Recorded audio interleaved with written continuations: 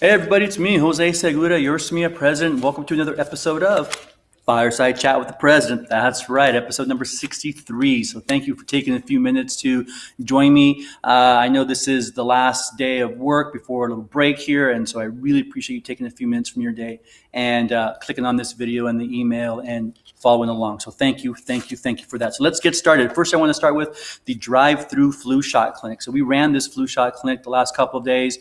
Great turnout, over 150 vaccinations over the last couple of days. We got a lot of feedback from folks as they were coming through, mostly about the ease and convenience of the process. So we really appreciate those of you who shared that with us. We felt like it ran really well, and so super excited to not only partner up with CSEA and of course the district in this effort, but really just to kind of do our part when it comes to public health and safety. You know, it's more important now than ever to make sure that we all get vaccinated for the flu shot. We don't want to misinterpret flu symptoms for COVID symptoms or have to quarantine for 10 days or 14 days because we have flu-like symptoms, and it turns out to just be the flu. So the flu shot isn't 100%, but it does significantly reduce the possibility that you're going to get the flu this season, which is great, right? So we want to keep everybody healthy. We also want to keep everybody safe. And we want to keep everybody working too, right? And that's super important. So thank you all who came out. If you didn't get a chance to take advantage of the drive-through flu shot clinic, if you haven't already gone to your primary care or to Costco or some other facility to get your flu shot, please, I encourage you to do so. Not just yourself, but your family members and loved ones. It's really important that we all make sure that we give ourselves an opportunity to not have to worry about flu-like symptoms this particular season. And so if you haven't done so, please go do that. Again, thanks to Mr. Ontiveros. He lent us his pop-up and got us some traffic cones out there, which were super helpful in helping us organize the flow of traffic.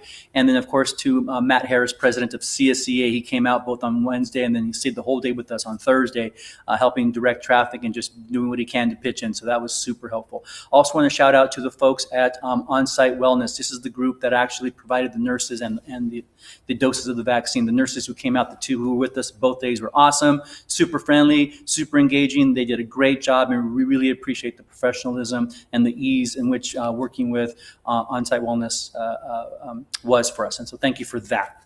Let's move on to the next thing. Speaking of testing, surveillance testing. So I'm getting some emails, so I just want to provide some feedback. Many of you have received an email from the district. I believe it came from Matt Beecher, asking you to click on the link and then enroll in Quest Diagnostics online database of folks who are going to be receiving the COVID testing, right? And so I know everybody didn't get this. It's rolling out in batches. So if you haven't gotten that email yet, it will be coming to you. You click on the link, you enroll. If you're like me and you already have a MyQuest app on your phone because you use Quest Diagnostic for other services, you can actually marry the two together during the enrollment process for our district's COVID-19 testing. Surveillance testing is something that's being mandated by the state of California. So this is not a SMBSD decision. This is not a Santa Barbara County Health or County Ed decision. This is a decision made by the state requiring us to surveillance test, which means testing everybody at least once every 2 months in our school districts. And so this is our district's way of complying with this. If you have questions, if you have concerns, please feel free to contact me or Sean Chenoweth. He is the district's risk management fellow, or Mr. Ontiveros himself, and ask your questions and get your questions answered. We want to make sure everybody stays safe. We want to be able to identify those folks who are positive so that we can make sure that they get the help and care that they need. Also, that we make sure that they don't spread anything to other folks. I think by now we all know somebody, at least one somebody who's tested positive. Some of us know entire families who have tested positive. And so, you know, it's a real thing and it's really out there. It impacts a person's ability to work. It impacts their ability to do all the things that they normally would do in their lives. And so surveillance testing is happening. Surveillance testing enrollment is happening now. There's no testing that's actually started yet. So I please encourage you to click on that link from Matt Beecher once you get that email and get yourself enrolled. Thank you very much for that. Let's stay on that for right now, since we're on a roll here with testing and all. Let's talk about what happens if you test positive, if someone in your household tests positive, or you have a significant exposure to someone who is positive. The the Families First Coronavirus Relief Act is still in effect. It's in effect until the 31st of December. What that means is that the federal government will backfill sick days or the cost of sick days to your employer when an employee either tests positive, is told to quarantine by an official organization like the state public health, county public health. It has to take care of somebody who's test positive or has been exposed, things like that. And so really what I want to focus on is if I'm exposed or if I test positive. And exposed could mean somebody in my household tests positive. Exposed could mean some other way of significant exposure that would put me at risk. And so there is a form the district has, and it is what's it called here? I got it right here. It is their COVID-19 leave request form. And the COVID-19 leave request form is what you would fill out when you want to take advantage of the Families First Coronavirus Relief Act, which is a federal act. And it pays, for most of us, it'll cover our entire daily wage for up to 2 weeks. And so that 14-day quarantine time or that 14-day restriction time is really covered within that 2-week period if you needed to take that time. So if you need to, so if I test, let's say my spouse tests positive tomorrow, that puts me at greater risk. I'm going to contact HR. I'm going to ask for the COVID-19 leave request form. If I don't already have a copy, I'm going to fill that out and submit it. I'm going to check boxes either 1 or 2. Box number 1 is I have been tested positive. Box number 2 is I have been exposed to someone who has a positive test. And so submit that to the district so that you can make sure that your pay continues and you do not deplete your own personal sick days. And that's super important because this is a federal program. The money to cover the cost of your sick days comes from the federal government. It's a reimbursement to the district from the federal government. So it doesn't come from your personal sick days. What I don't want to do, let's say I had small children at home and now I have to care for them too because we've all been exposed. I'm not going to check the box that says I know I have kids at home or that I don't have any childcare for them because that's not why I'm quarantining. I'm quarantining because I either tested positive myself or I have lived with someone or had significant exposure to someone who has tested positive or is likely positive. And so I don't want to focus on my childcare if that's not my primary issue. My primary issue is the quarantine that I have to go under because of the positive test.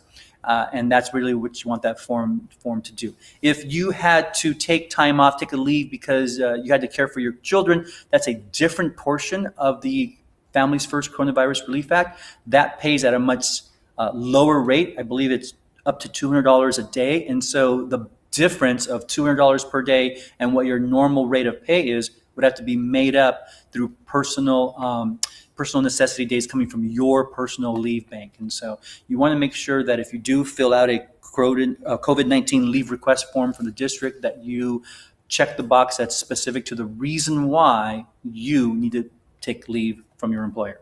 All right, so that's super important. Thank you. And let's go. What's the next thing? Oh, not a COVID-related or a tested-related item. PD for me. No PD for me's next week. No exercise classes. There's no kayaking events. There's not going to be any hiking and anything like that. So we're taking the week off from PD.